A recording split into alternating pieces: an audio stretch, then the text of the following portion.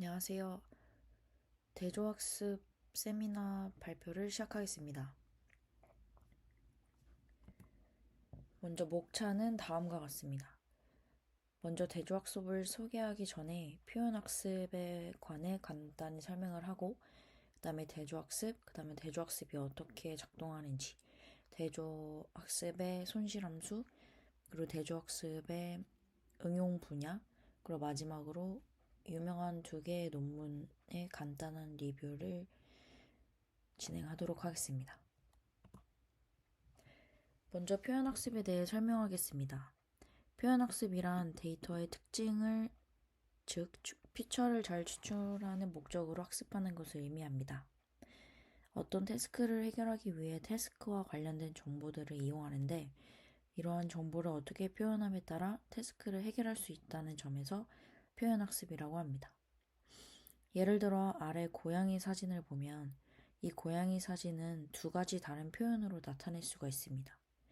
하나는 RGB이고 다른 하나는 색조, 채도, 명도를 의미하는 HSV입니다. 만약 이미지에 있는 모든 녹색 픽셀을 선택할래 라는 태스크 A가 주어진다면 우리는 RGB로 이 사진을 표현해서 태스크를 해결합니다. 또한 이미지 채도를 낮추고 싶다라는 태스크 B가 주어진다면 이 이미지를 HSV로 표현해서 이 태스크를 해결하면 됩니다. 이런 식으로 어떤 피처를 추출한다고 해서 피처 러닝, 피처 레프레젠테이션 러닝이라고도 합니다. 이제 대조학습에 관해서 설명하기 앞서 모티베이션에 대해서 설명하겠습니다. 왼쪽 이미지는 지도학습 기반의 이미지 분류 모델 결과입니다. 분류 결과를 보면 레오파드와 제규어의 분류 비율이 쇼핑카트보다 높습니다. 여기서 그러면 레오파드, 제기어, 치타 이 상위 세 개는 유사한 특징을 갖고 있다고 생각이 들 수 있습니다. 그리고 한 단계 더 나아가서 이렇게 잘 추출된 특징들은 인스턴스 간의 유사도 정보를 갖고 있겠다라고 생각할 수 있게 됩니다. 즉 대조학습은 이러한 모티베이션을 바탕으로 데이터 간 유사도를 정의하고 모델을 학습하는 방식이라 할 수 있습니다. 그러면 이 유사도를 판단하는 기준은 어떤 것이 있을까요? 기준은 다양하지만 이런 유사도를 판단하는 기준 중 하나는 디스턴스입니다. 그럼 이 표현을 추출했을 때 그 특징이 표현되는 공간을 퓨처 스페이스라고 했을 때 이 퓨처 스페이스 상의 거리의 정의는 다음 네 가지 조건을 만족할 때 디스턴스라고 합니다. 두 데이터를 x랑 y라고 했을 때 첫 번째는 두 데이터 간의 거리는 음수가 될 수 없다입니다. 두 번째 조건의 의미는 두 데이터 간의 거리가 0이면 x와 y는 동일하다라는 것을 의미합니다. 세 번째는 x, y 간의 거리나 y, x 간의 거리가 같다는 것을 의미합니다. 네 번째는 x, z 간의 거리는 x, y 간의 거리와 y, z 간의 거리를 합한 것보다 클 수 없습니다. 이렇게 네 가지 조건을 만족하면 피처 스페이스 상에서의 거리라고 정의할 수 있습니다. 그럼 대조학습이 무엇인지 다시 한번 정리를 하겠습니다. 대조학습이란 유사한 이미지들의 표현 사이의 거리를 최소화하고 다른 이미지 표현 사이의 거리를 최대화하는 학습 방법입니다. 자기지도 학습에서 사용되는 접근법 중 하나인데 분류 태스크에서 누군가가 입력되는 이미지가 레오파드나 제기어, 치타와 비슷하다고 라벨링 해줄 필요가 없이 입력 데이터를 자기 자신에 의해 파생된 라벨링 데이터로부터 학습하기 때문에 셀프 슈퍼바이즈드 러닝이라고 할 수 있습니다. 그렇기 때문에 이 라벨이 없어도 데이터에 대해 많은 것을 학습하도록 훈련시킬 수 있기 때문에 라벨 데이터가 적을 경우 효과적이라고 합니다. 그럼 이 대조학습에서 데이터 간 유사도 정의를 말씀드리겠습니다. 먼저 앵커는 기준이 되는 샘플을 의미합니다. 포지티브 샘플은 이 기준이 되는 샘플과 유사한 샘플을 의미합니다. 네거티브 샘플은 기준이 되는 샘플과 유사하지 않은 샘플을 의미합니다.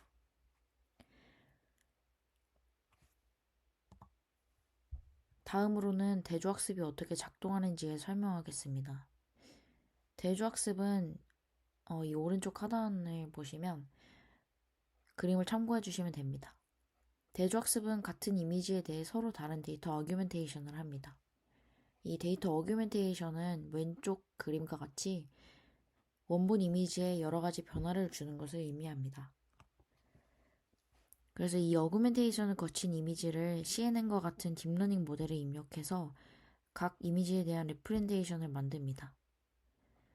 그 후 이 왼쪽은 유사한 이미지인 포지티브 페어의 피처 레프렌테이션은 거리가 가까워지도록 학습을 하고, 이 오른쪽은 다른 이미지인 네거티브 페어의 거리가 멀어지도록 학습합니다. 이때 사용하는 로스는 컨스트럭티브 로스입니다. 페어를 구성하는 방법은 다양한데 뒤에서 말씀드릴 심클레어 논문 같은 경우에는 포지티브 페어는 데이터 어규멘테이션 방법을 사용해서 만든 것들이고, 그 외에 나머지는 다 네거티브 페어로 구성합니다. 다시 말하자면 이 대조학습의 목표는 유사한 이미지에 대해 유사한 표현을 출력하도록 훈련하는 것입니다. 다음으로는 컨스트럭티브 로스에 대해서 말씀드리겠습니다. 이 손실함수는 이 이미지의 특징을 뽑아낸 그 벡터 레프레젠테이션의 유사성을 정량화하는 방법입니다. 포지티브 로스와 네거티브 로스를 합친 값으로 구성이 됩니다. 즉, 다시 한번 말하자면 같은 이미지일수록, 즉 유사한 이미지일수록 포지티브 로스는 적게, 다른 이미지일수록 네거티브 로스는 많게 하는 손실함수입니다. 이 손실함수는 굉장히 종류가 많은데 저는 대표적인 세 가지만 설명드리겠습니다. 세 가지 중에 그 기준은 유사한지 아닌지에 대한 기준이 다릅니다. 즉, 컨스트럭티브 로스랑 트리플렛 로스는 같은 클래스에 속하는지 아닌지 클래스 라벨이 필요한 손실함수입니다. 따라서 슈퍼바이즈드 러닝이라고 할 수 있습니다. 또한 이 NT-X는 같은 이미지에서 변형된 이미지인지 아닌지 클래스 라벨이 불필요합니다. 앞서 말씀드렸던 것처럼 셀프 슈퍼바이즈드 러닝이라고 할 수 있습니다.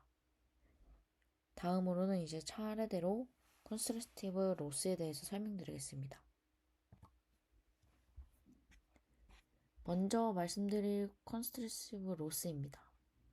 이거는 2005년에 나온 되게 오래전에 나온 손실함수인데 가장 간단하며 직관적인 손실함수입니다. 즉, 두 개의 데이터가 유사하면 거리가 작아지도록, 두 개의 데이터가 유사하지 않은 데이터라면 거리가 멀어지도록 유도합니다. 이 손실함수의 맨 마지막을 보면 y 시밀러라는 변수가 있는데요. 이거는 이제 두 데이터가 유사하다면 1을 라벨링하고 유사하지 않으면 0을 라벨링하는 변수입니다. 따라서 위에 보시면 유사한 데이터는 이 y 시밀러가 1이 되기 때문에 뒤에 텀이 0으로 돼서 날아가는 것을 알 수 있고, 아래 유사하지 않은 데이터라면 y 시밀러가 0이 되기 때문에 앞에 텀은 0으로 없어지게 됩니다. 여기서 m은 마진을 뜻하고 하이퍼 파라미터입니다. 이 왼쪽 하단 그림을 보면 기준이 되는 앵커로부터 거리, 그러니까 즉 마진 m만큼 떨어지도록 이렇게 원이 그려져 있는데요. 이것은 더 구체적으로 설명드리자면 이 마진보다 큰 거리 값을 가진다면 거리를 멀게 조정하지 않아도 됩니다. 이 맥스 연산자를 보시면 그것을 알 수 있습니다. 하지만 이 마진보다 작은 거리 값을 가진다면 이 마진보다 더 멀어지도록 거리를 더 멀게 학습합니다.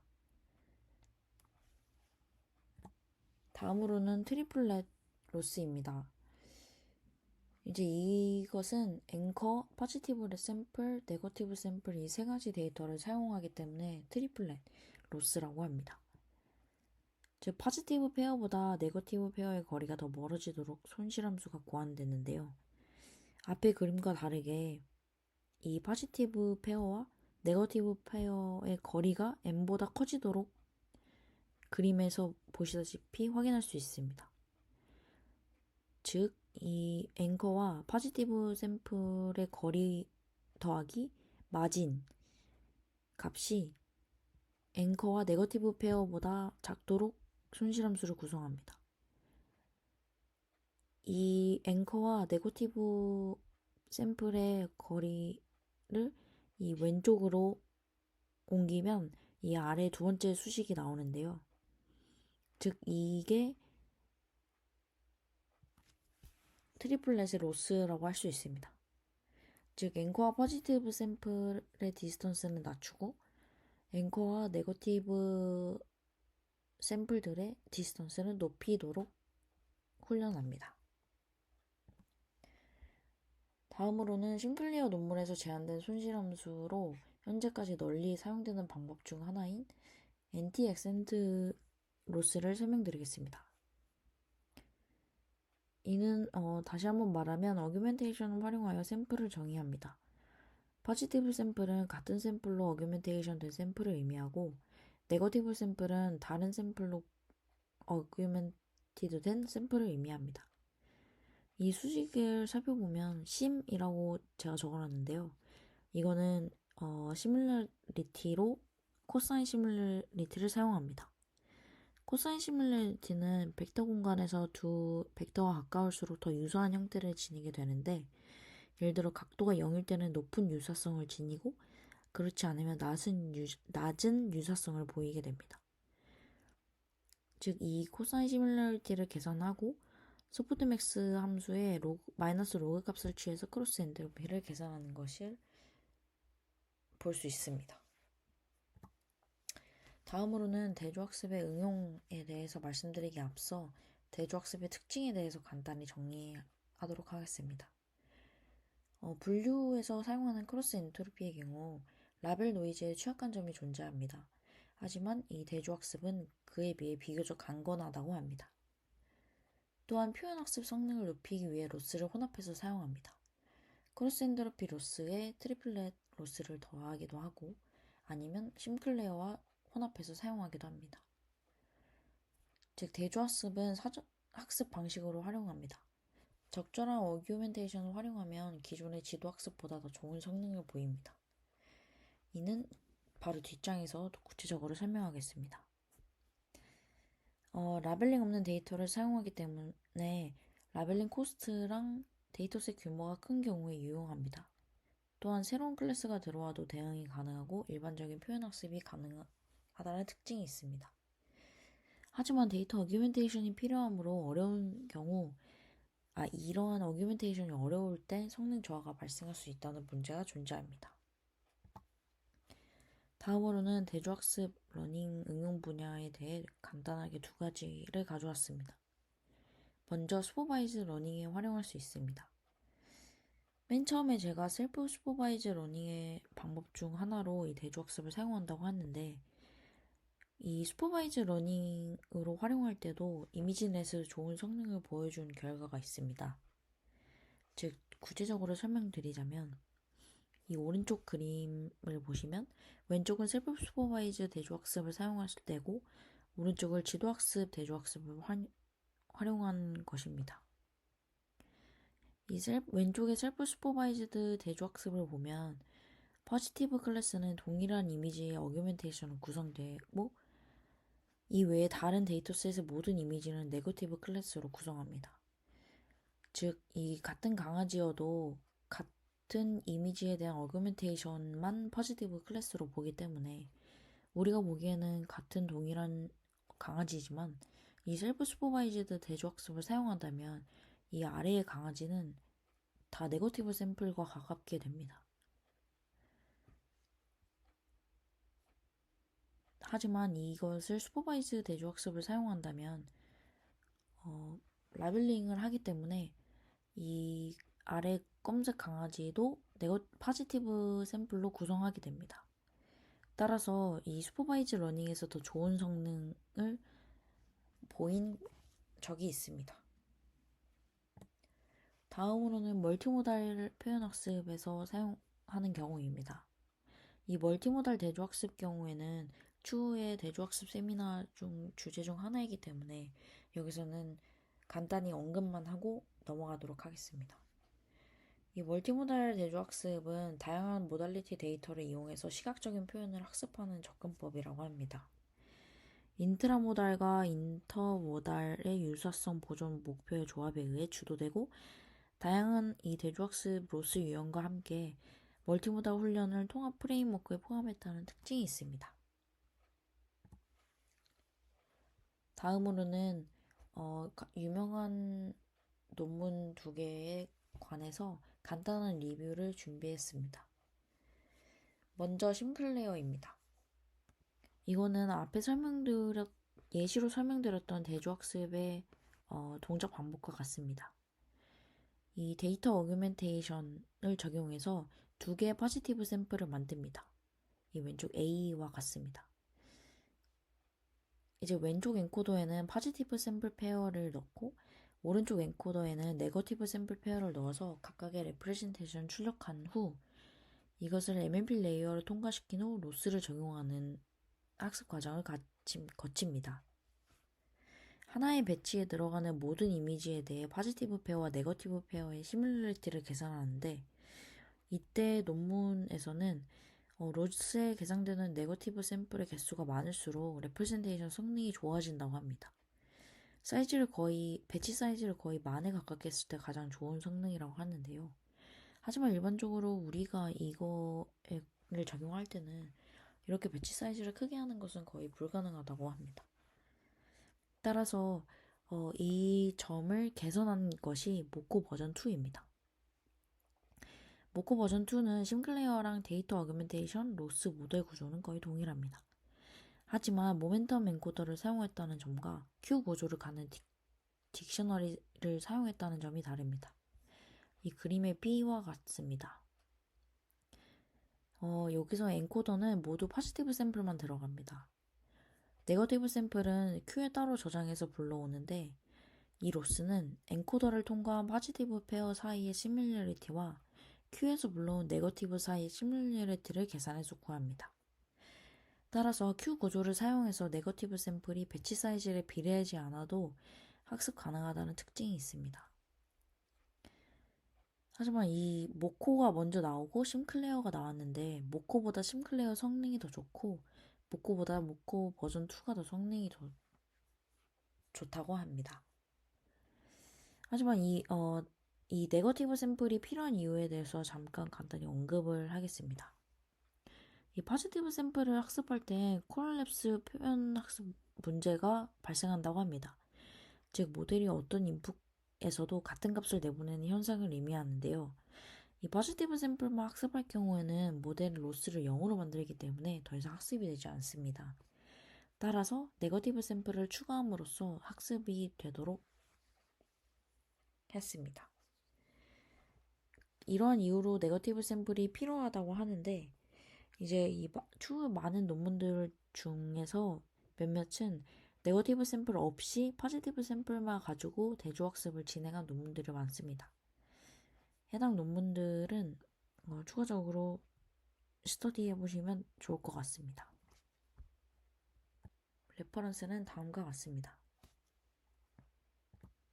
이것으로 발표를 마치겠습니다. 감사합니다.